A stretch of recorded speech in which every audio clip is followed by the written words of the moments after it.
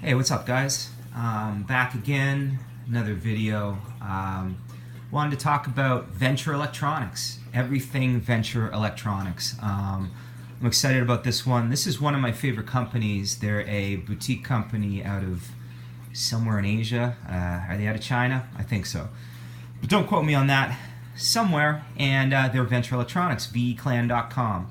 And I love them. I love everything that they bring to the table. I think that they are amongst, if not the best, in price to performance ratio in terms of the audio community, and nerds like me, audiophiles like me, should be flocking to them like pigs to shit. This is a great company. Anyways, let's talk about some of their offerings that I have. I don't have every single one. I have a lot of them. So the most recent ones, I guess we'll go most recent first, are the Monk Lites. That's Lite. There's the 120 ohm version and the 40 ohm version, which I have here as well. So first of all, they're comfortable, really comfortable. These kind of slide into your ears and have a great form factor. They seem to be a little bit more secure than your typical MX500 shell. This is an MX500 shell on the Zen here. And seem to fit better. And if fit is an importance to you, and it should be, then that's something to really factor in. The price is $5, just like the original Monk. The original Monk is looking somewhat like this, though. This is the SPC version. Do I have the original Monk here? Oh, I guess I left that downstairs. Whatever. Let's just keep rolling.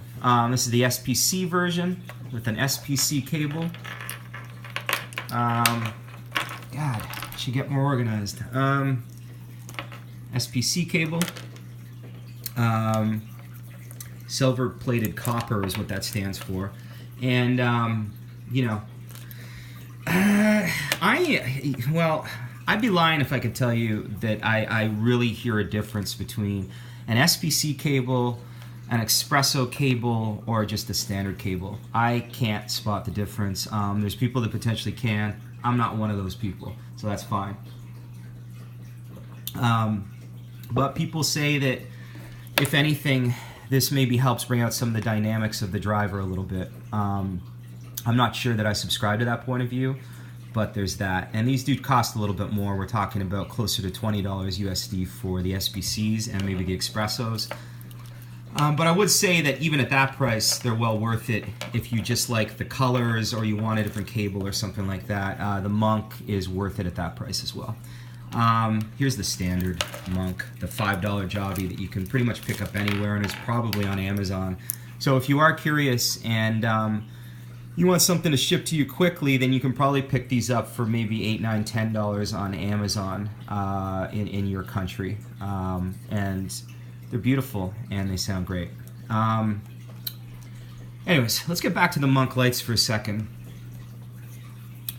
So with the 120 ohm version, I happened to pick these up, I'm off topic again, but just as a side point, the 120 ohm version comes in an SPC version that you can get for around $20 USD, and then they also come with the regular cable. The regular cable one is hard to get, and you'll find that it creeps up every once in a while, and if you join vClan, Venture Electronics Facebook page, then Lee will post when these are going to show up, and if you can nab them up in the right time, then you can grab a pair. That's what I did, and that's how I got the 120 ohm for $5.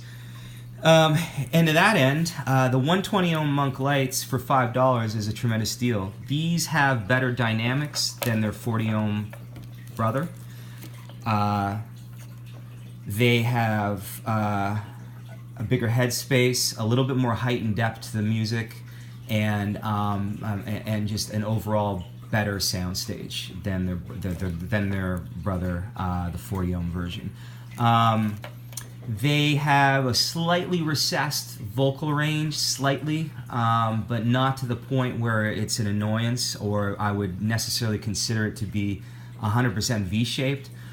Although, maybe a light U-shape for these guys. I think they're really good. These are a direct sort of path or a side grade to the original Monk, in my opinion. The original Monk, it has a little bit more bloom in the bass, is a little bit warmer than the Monk Lite, but the original Monk is, you could argue, more musical. Personally, I think the original Monk is slightly better at vocals, and really, the thing about Venture Electronics in general is that KK and Lee always get the vocals right. Vocals sound tremendous with Venture Electronics. I mean, and the original Monk is known for having a big sound stage and having great vocals. And, I mean, compared to some of the other MX500 shell Chi-Fi earbuds, they're probably considered to be slightly recessed in the treble. I don't consider them recessed in the treble. I think it's perfect tuning. But people will tell you that, and maybe they're just looking for a slightly thinner presentation with more treble, and that's fine. You know, everyone's different. All right, so that's the difference between these two guys. I have to say that I hate to say this because I love this company, but I'm not a huge fan of the 40 ohm. I've listened to it quite a bit now. And I can't wrap my head around what we're doing with these. They have the smallest of the three in terms of the sound stage. They're very intimate. I think you still have a circular sound stage, and you still have good vocals, but I even find the vocals to be slightly grainy on these guys. I don't like these guys nearly as much as the 120 ohm version. And that's me. That's what I think. And I'm sorry to say that. Let's talk about the packaging for a second, just to go a little on topic, off topic. So this is the coolest packaging, man. I love the packaging on these guys. First of all, the new Monk Lites come with a package that you can reuse. They're resealable, which I think is cool because you can almost use this as like a case if you wanted to. I think that's neat. I love the picture of Wild Lee on the back. And then these guys have like a little thingamabob for putting on a shelf, right? And I think these guys, no, these guys didn't. This is the original VE Monk packaging. The biggest bang for your buck that you'll ever, the biggest bang you'll ever hear for your buck, which is true. No lies there, absolutely true. Logo on the back. Yeah, man. And, you know, even that font is kind of retro. I love retro, and yeah, very cool. Anyways, that's the packaging. So the Monk Lites come with these are the more porous foams that are, I don't know, I mean, I think that V sort of invented the more porous foams, but correct me if I'm wrong. I mean, put a comment in the comments below if that's not the case, but yeah, I mean, but the porous foams allow for, foams are really important, and I should stress that for a second if we're just going to talk about earbuds by themselves. A thicker foam provides a different sound, and you're going to get slightly more treble, slightly less treble, and slightly more bass, and it will change the sound of the earbud quite significantly. I play around with foams a little bit with all my earbuds. If you use a donut, then you're going to find that you may get the most bass, and you will allow for a little bit more treble than a full foam potentially. But again, it will change the sound. If you go naked, that changes the sound as well. I mean, there was some talk when the Zen 2, that's what this is, came out. This is the 3.5 millimeter balanced version. By the way, this looks like this is not actually coming off, but what this is sort of like a rubber coating over top of the whole thing, and then sort of protecting connector here where that's kind of a weak point for earphones, as you're probably aware if you're watching this. And it's sort of, it's got some air in it, but it's very secure, so it just kind of looks a little off, but whatever, I don't care. Yeah, so 3.5mm balance, and I would say, side point, companies do make 3.5mm balance, and you can buy cables from VE-Clan, and they make excellent cables. Here's a 3.5 to 3.5 cable. It's beautiful, absolutely gorgeous. I have two of these actually. I have a black one with silver cable, and these are cheap. These are like what, $12, $15 USD. Absolutely gorgeous. So I use these to connect my DAP, my Heidi's AP60 to my tube amp at work. So I use the DAP as a DAC, and this is great. Anyways, so they make cables as well. The cables are fantastic, and if you need cables, I would definitely recommend. They also make headphone cables, 0.78 connectors. They do the 4.4 balanced, all sorts of stuff. Great stuff, and really good value. All right, what was I talking about? This might be a long one, sorry guys. Yeah, 3.5mm balanced. So when the Zen came out, let's move on to the Zen, shall we? It was talked about that it should be run naked, which is interesting. I like them naked, I do. But I would say that most of the time I find myself using one of the thin foams. They just fit better with the thin foams, and the thin foams give it a little bit of bass and increase the warmth of the mid-range a little bit, and I do like that with the Zens. So what's up with the Zens? The Zens sound huge. Definitely the biggest sound stage of the bunch, arguably, but they definitely are the biggest sounding, so they sound the closest to an actual headphone, and that is no word of a lie. I think that they have the most evolved sound. I think that they have the best dynamics, and I think that they're the best sounding product that I've heard from VE. I know that for a fact. If you're not rich, then maybe it's not something that you need. If you have the money and you're a middle-class person and you want to upgrade, I would definitely consider the Zen. It's right up there with some of K's more expensive offerings, the 300, the 500. Well, the 300 you can get for cheap, but depending on the cable type, the 500, and some of the Shozi offerings as well. The Cygnus, and what was the other one? What's their other? I can't think of their other one right now. But anyways, these are considered top tier earbuds, and maybe if you're willing to make the leap, they're worth the price if you have the money. So I would say that I don't regret buying them. I think they're fantastic. And I listen to them all the time, so I do love these. And that's that, man. I mean, there's nothing that I can say that hasn't already been said about them. They've been reviewed several times. Check some reviews on HeadFi.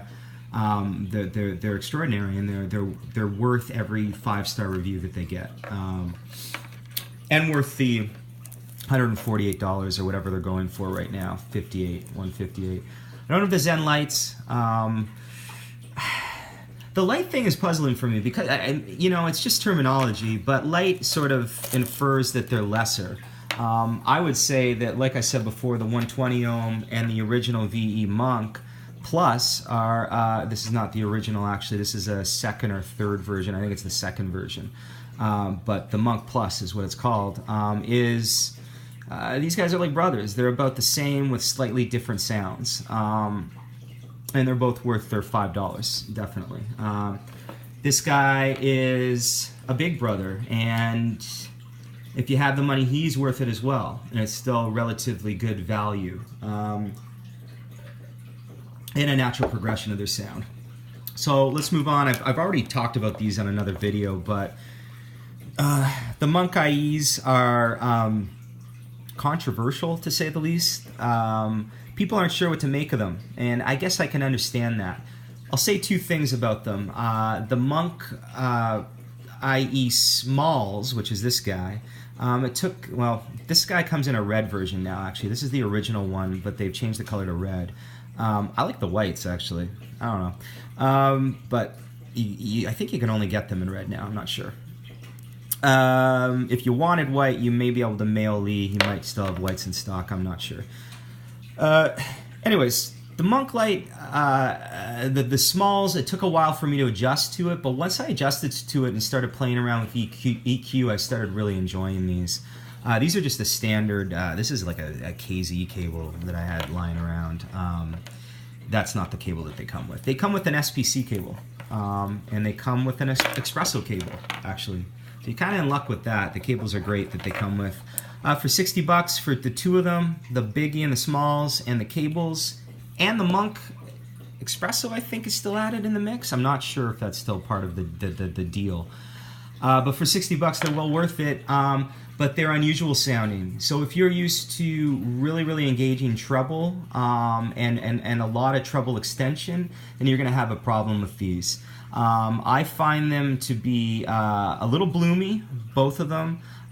They're very warm, and they are recessed in the treble area, but I love them. And I play around with EQ with them, and I think that they sound really good.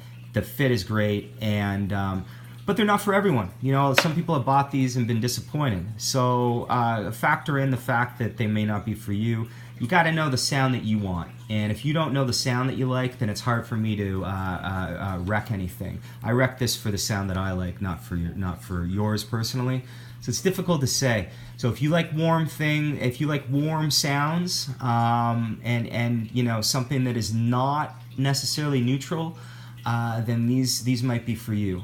If you don't, then they might not be for you. If you like crazy treble extension, if you're into KZ earphones, then maybe you won't like these. So that's it. And I guess that's it for today. If you have any questions, leave them in the comments. And thanks for watching. I'll come back with some new videos in the future. Give me a thumbs up if you like it, and subscribe. Cheers.